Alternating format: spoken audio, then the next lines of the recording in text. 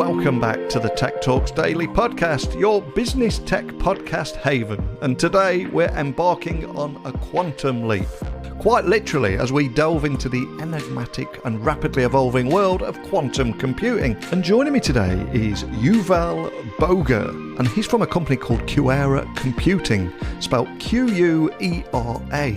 And they're a game-changing company straight out of Boston that's defying the hype and pushing the boundaries of quantum's commercialization. And funded by some of the brightest minds from MIT, QuEra is taking a unique approach by offering their quantum computing capabilities via Amazon and aiming to revolutionize sectors from finance to oil to gas and government labs, and the possibilities really are endless. So today, Yuval is going to help us demystify quantum computing, discuss its potential impact on traditional computing models, and also explore the avenues through which companies can harness this next-gen technology. So if you've been curious about quantum computing and its real-world applications, maybe your business were blindsided by the rise of Gen AI this year and don't want to miss the next big thing, this is an episode you're not going to want to miss. So buckle up and hold on tight as I beam your ears all the way to Chicago, where today's guest is waiting to join us today. So a massive warm welcome to the show. Can you tell everyone listening a little about who you are and what you do? My name is Yuval Boger. I'm Chief Marketing Officer of QuEra. We make the world's most advanced quantum computer based on neutral atoms. Before QuEra, I was the CEO or Chief Marketing Officer of several frontier tech technologies, ranging from wireless power to virtual reality to agriculture technology and a few others. Fantastic. And there's so much I'm looking forward to speaking with you about today. And something I always try and do every single day is demystify complex technologies, put them in a language everyone can understand, and so businesses can try and leverage these technologies and begin solving real problems. So for anyone listening who might be new to this subject, can you just provide a brief overview of exactly what quantum computing is, because there's a lot of hype around it at the moment, and also why it is such a significant departure from the traditional computing that we were raised with? So quantum computing is indeed sometimes a complex subject. These are computers that are leverage properties of quantum mechanics, sort of high-grade physics. Yeah. And the big difference between classical computers, the computers we use every day, such as to record this, and quantum computers, is that classical computers use bits, which can be either 0 or 1, whereas quantum computers use what's called qubits, quantum bits, that could be 0 and 1 with some probability, or there's some probability that they're 0, some probability of 1, and they're what's called in a superposition, in a combined state of both. And quantum computers have three unique properties that allow them to sometimes, or will allow them to create calculations, to complete calculations that are intractable, that are difficult or impossible within any amount of reasonable time to complete with classical computers. The first one is what's called superposition, which allows quantum computers to perform many calculations simultaneously. It's like exploring multiple values at once instead of sequentially. The second thing is called entanglement. These qubits, these quantum bits, can become entangled, which means that the state of one qubit is directly related to the state of another. And that allows for highly coordinated computations. Some algorithms that leverage that can be very, very efficient.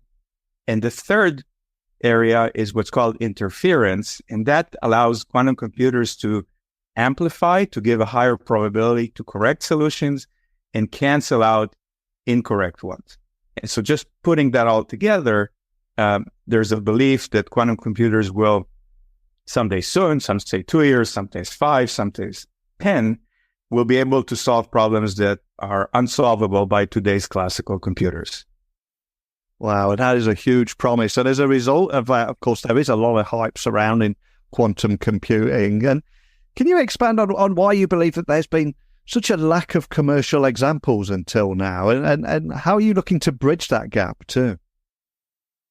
Well, I always say that good cooking takes time, right? You don't just pop something in the microwave and 20 seconds later it's ready, right? Sometimes a good meal takes a while to prepare. And there's been amazing progress in quantum computer over the past few years. 5 years ago, there were practically no quantum computers that are accessible publicly. Now there are dozens of computers that people from all over the world can access via cloud services like Amazon Bracket or Microsoft or Google. And the computers have become better. There have been demonstrations of things that were not imaginable a few years ago. So it takes time. And what we do at QuEra is we believe that we want to not just hide under a rock for 10 years and then come back with the ultimate quantum computer, but deliver increasing value to our customer, increasing usefulness every year. So we've been on that path, and we look for it to continue. Fantastic. There is exciting times ahead. I'd love to bring some of that to life today. So let's talk about the delivery of quantum capabilities. What are the advantages and challenges of building quantum systems from scratch versus, let's say, leveraging platforms from Amazon's Bracket service? So building quantum systems from scratch is a huge undertaking. It takes years, it takes millions of dollars, it takes highly trained people.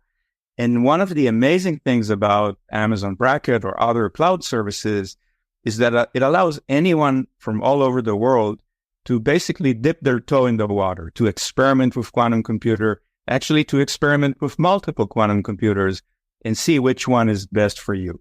But ultimately, some people want to have the quantum computer on-premise, on-site. That could happen in the context of a national program. So the Finnish national program doesn't want a computer in Cambridge, Massachusetts. They want a computer in Finland, right? And sometimes it's a defense contractor that just for security reason wants to have that computational power firewalled or air-gapped. And then it could also be that you just don't want to wait. So, for instance, one of the heavy users of our quantum computer on Bracket is BMW, the car companies. And if they submit a large job and you're right behind them, then you could have to wait for a while until that job clears and it's your turn. And if you owned a computer, you have, of course, complete control over who uses it, how soon, what the priorities are, and so on. So cloud is a fantastic way to get started and experiment. Ultimately, some people move to own their own computers. And when I was doing a little research on you, I quickly learned that QuEra was founded by esteemed Boston and MIT professors and PhD students. So I've got to ask, how has that academic foundation influenced the company's direction and approach in the quantum computing space? The collaboration that we have with Harvard and MIT are one of our greatest assets. Yeah. First, it's amazing technology that we were able to license and have a really nice track record of commercializing quickly. Today, we're the only quantum computing vendor that's based on what's called neutral atoms that's publicly available. And part of that is because of our MIT and Harvard heritage.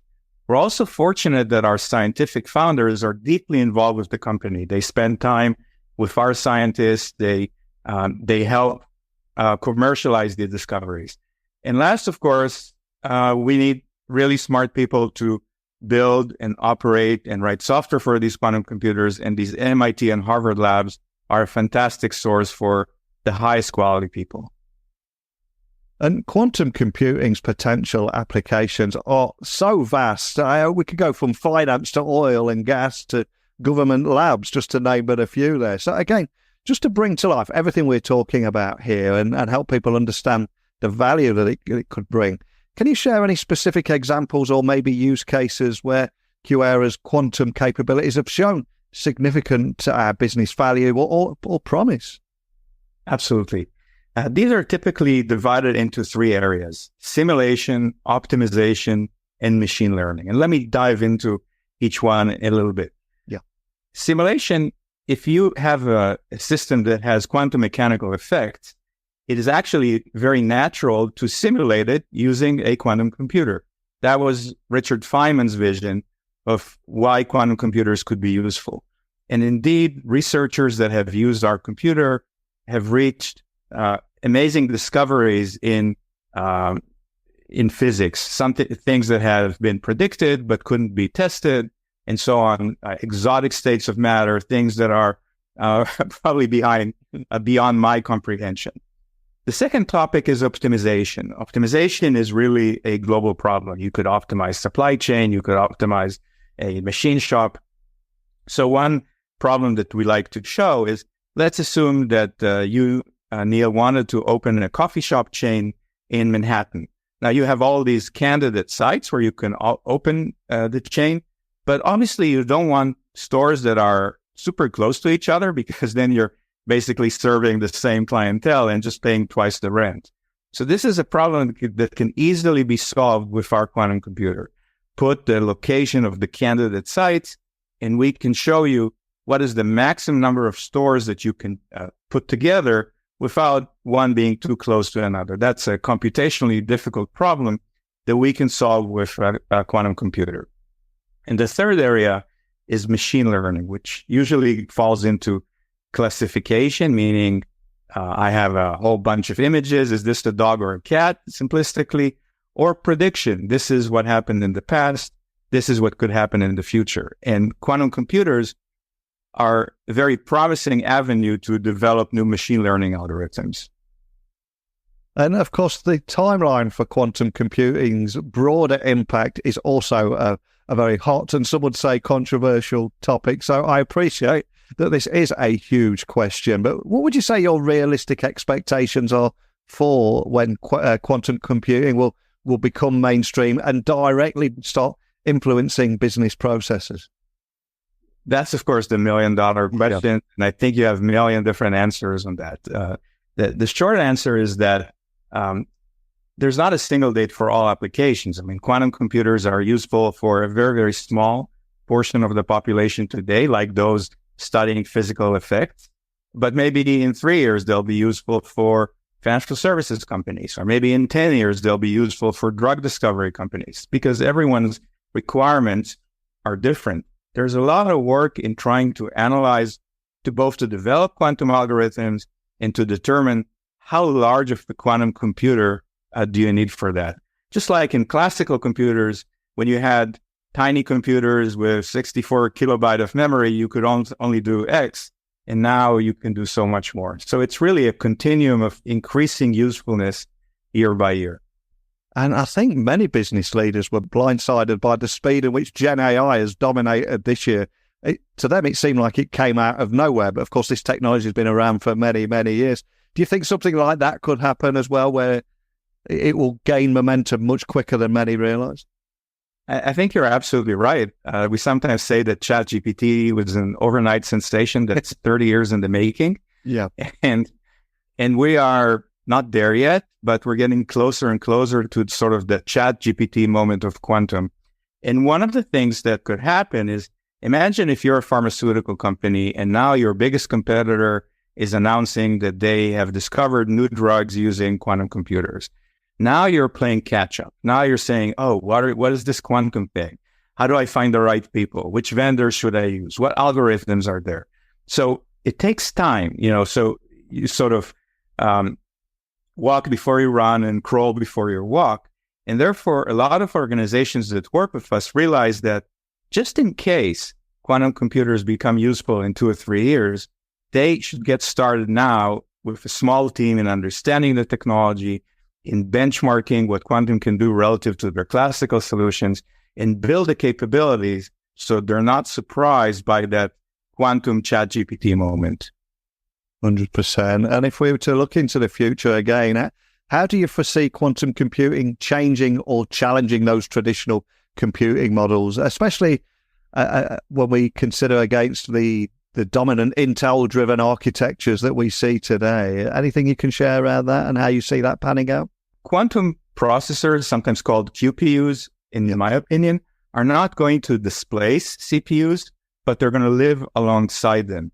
And you could take that example from GPUs, from graphical processing units. The GPU, we're not running Zoom on a GPU.